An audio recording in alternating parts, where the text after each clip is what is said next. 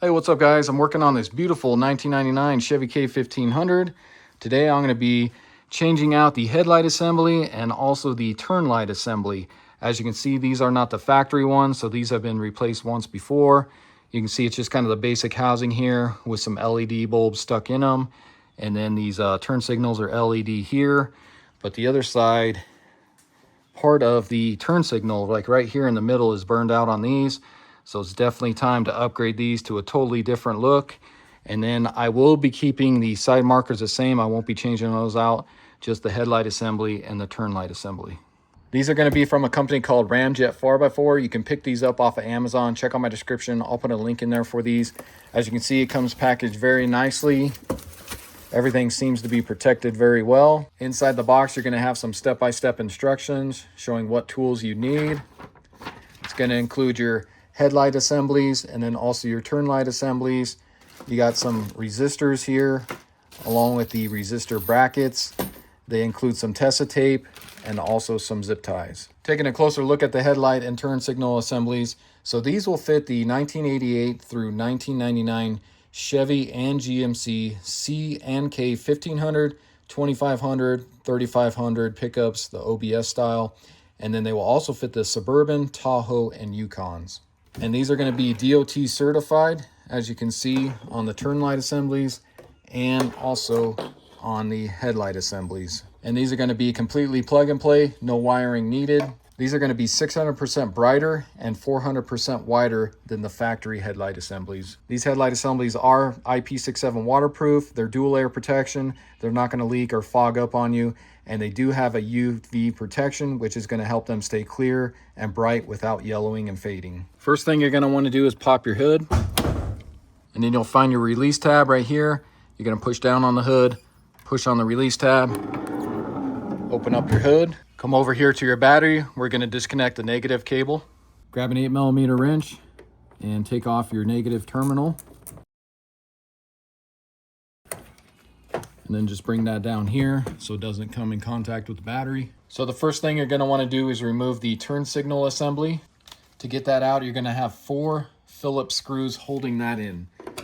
So go ahead and remove all 4 of those Phillips screws. And as you can see, this one looks like it might be stripped out because it's not coming out anymore here. So we should still be able to get that out. I may have to pull on this in order to get this one out of here as I untwist this screw. There we go. Next, you're going to pull this out a little bit. This is going to be your bulb socket. To get this out, you're going to have this gray tab right here. You're going to push in on this gray tab and then twist, and that'll pop out. Now, since these are aftermarket turn signal assemblies, they're going to be a little bit different, but normally you would have a bulb right here. So to get that bulb out, you're going to push in on the bulb. So you'll push in and then twist, and then you'll pop the old bulb out. So this is pretty much essentially the same thing, just not a bulb. Same thing on this other side here. You're just going to push in on the gray tab, twist, pull that out, push down on your bulb, twist, and pull out. And then you can get your turn light assembly out of here. And then you'll repeat the same procedure on the other side. And then once you get both of your turn light assemblies out of there, we need to remove the markers. So this end marker light bulb. So what you're going to do, you're just going to get in here, you're going to twist and then pull out on that because that needs to come off with the grill. So you'll do the same to the other side. Next, we need to remove the entire grill. And to get that grill off, you're going to have a total of 5 7mm screws holding it in. So you got one here on the end. Another one's going to be right here, but as you can see, this one is missing. Come down a little bit. Another one here. That one's also missing. And then you're going to have another one on the end, which I don't have to remove this one because obviously you can see this is actually broke, so I don't have to remove that. I can just pull out on this. And then your 5th one is going to be right back in here, and this one is actually missing as well. It's broke, so I don't have to remove that one, but that'll be the last one there. So just remove all 5 of those 7mm screws, or in my case, there's only this one. So got that removed. Once you get all those 7mm screws removed, you're going to put your wires in here. And if you notice, you got this little tab right here. So this tab here, you're just going to kind of lift up on that. So lift up, and then you're just gonna pull out on this grill. So that releases it from that tab there. And same thing on this side. Get your wires in, locate this tab, lift up on that tab, push out on your grill. So then you should be able to remove this. Now you're gonna have a little tab right here in the middle, which is just gonna slide out kind of straight. Sometimes these will click back in, so just lift up on that tab again, and then you should be able to just pull straight out and pull your grill off. And here's what that center tab looks like. So if you're having issues pulling that grill out, you might be able to just kind of press down on that tab as you're pulling out, if you can get your hand in there. Now we can remove the headlight assembly. So you're gonna have a total of 4 10mm bolts holding this on. So you're gonna have 2 on top, 1 right there, another one's gonna be there, and then 2 on bottom. So 1 right there, and then the other one right there. So remove those 4 10mm bolts.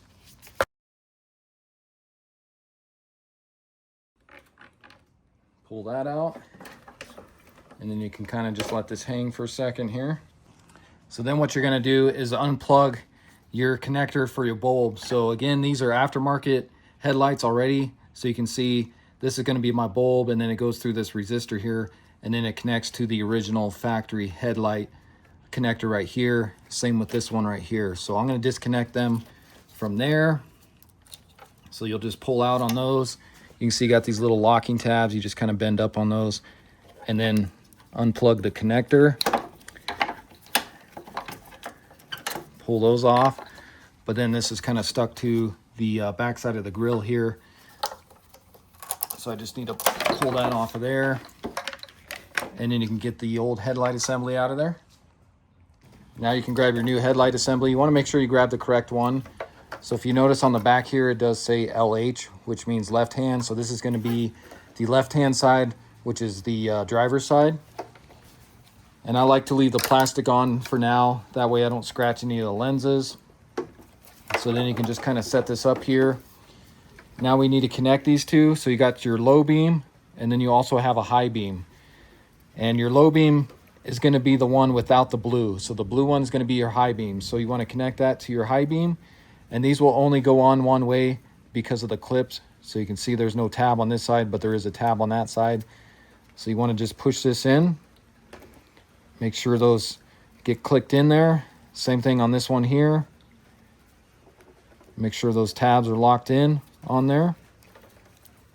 Now we can get this back into position.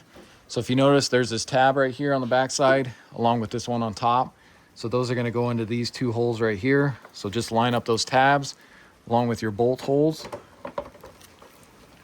Grab a couple of your bolts. Let's get these started. That way it holds our assembly in place here.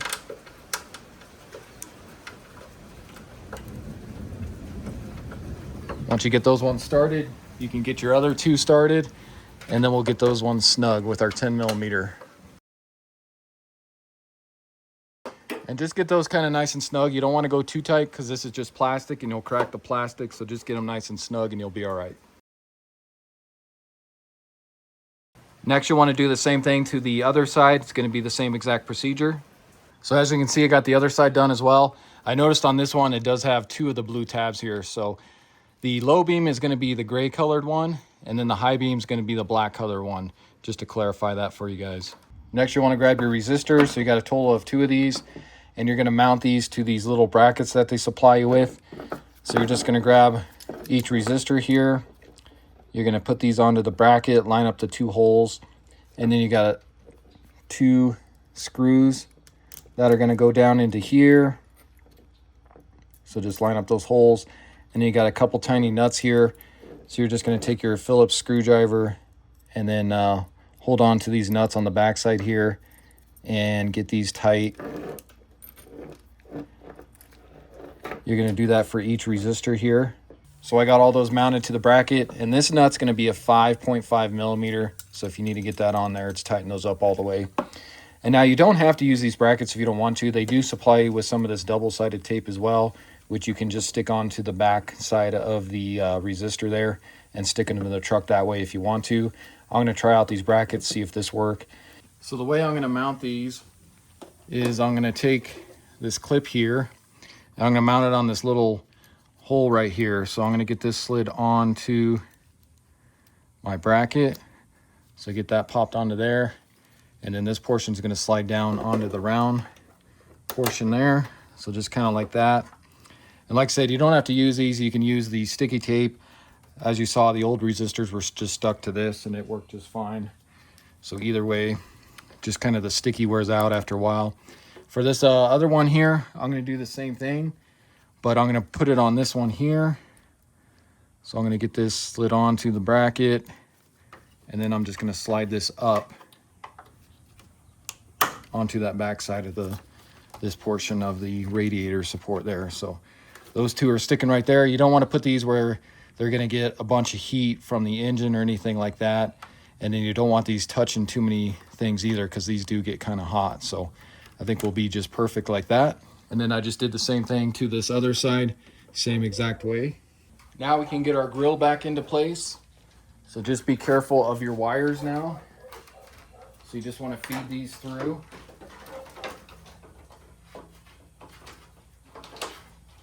So get those fed through, and then watch your marker lights as well.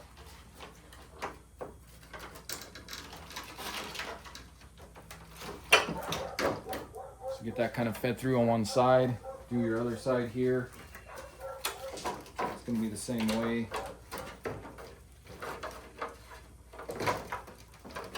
Get that in position. And then just verify you don't have any pinched wires or anything like that.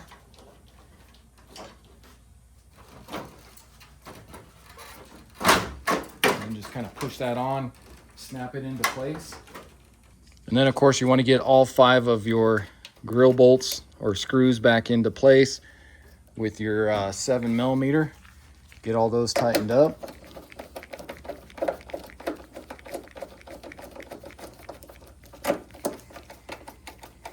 And in my case, it's only the one because the others were all missing or broken.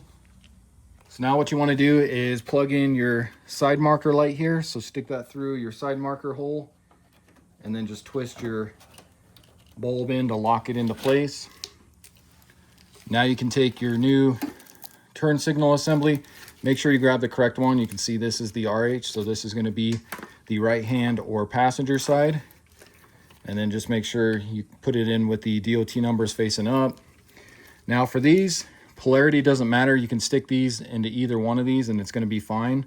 But what you're going to do, if you notice, there's 2 dots on each end. So you're going to find that on here. You're going to stick those 2 dots in. As you're pushing in on this, you're going to turn it to the side and that will lock the connector in. Same thing with this one.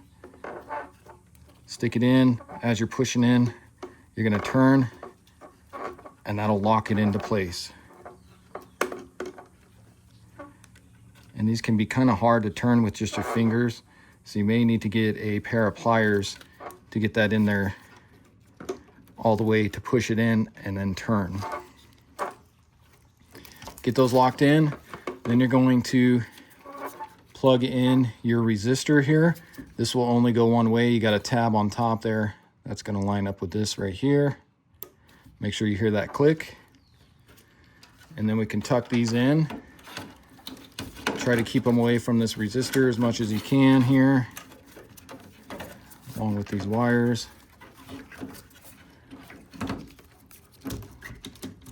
Get that pushed in there like that.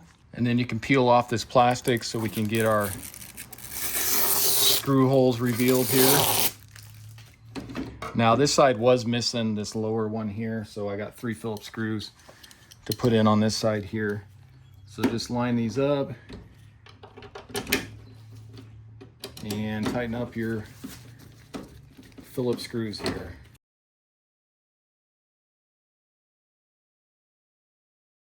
And then you'll do the same thing to the other side.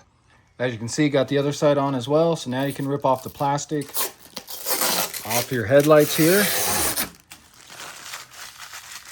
And then also, if you guys wanted to, you can wrap those connectors in that provided Tessa tape that they give you, but I don't really think it's necessary. And then you can connect your negative battery cable back up here and tighten that up with your 8mm. Now let's just verify that they're working. So that's going to be just the parking lights on. So you can see the turn signals light up, but they don't flash for the parking lights. That's going to be your low beams right there. So you can see the two end ones lighting up. And that right there is going to be your high beams. And now there's our hazards. So you can see both of those are working. And there's our left turn signal and our right signal. So it looks like everything is working. So here's another look of the final product in the daylight. You can see how the turn signal alternates with the side turn signal there. And these just look so much better than those old ones. Just gives it a more modern look. Here's the other side. So I think what I'm going to do is I'm going to let it get a little bit darker. We'll see how these look in the dark, and then we'll also see how they perform. And one other thing I forgot to mention, these headlights are adjustable, so they do have an adjuster on them, so if you need to bring them up or down. So if you notice down inside there, you can see that silver thing with the teeth, that's going to be the adjuster, and you can get to that through this hole right here. And the way you're going to adjust that is you're going to take a small flathead screwdriver, or I like to use a Torx T15. You're going to get down in there, and then you're just going to turn that either left or right, whichever way is going to adjust it up or down. What you're going to do is you're going to pull up to, say, a garage door or a wall, park about 25 foot away, and then you can measure on how high and how low you want to go with those headlights, depending on how high your truck is, if you have a lift or something like that. All right, so this is going to be a shot of the low beams here, just driving at night, so you guys can kind of get a feel for how bright they are. And that's definitely a big change from the old headlight assemblies. So definitely a lot brighter, a lot wider. And now I'll turn on the high beams. So that's going to be the high beams right there. So that lights it up even more.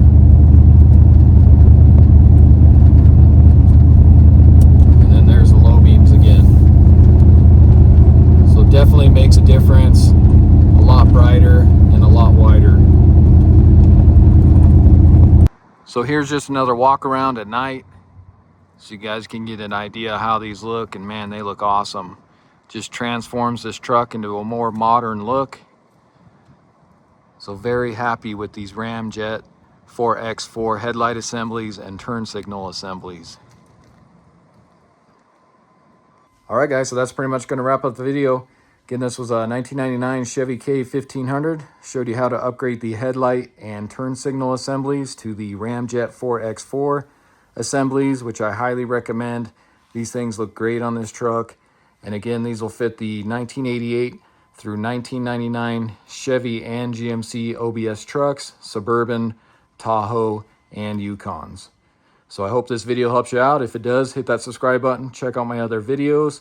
And also check out that description. I'll have a link in there for these headlights that you can pick up on Amazon. Thanks for watching.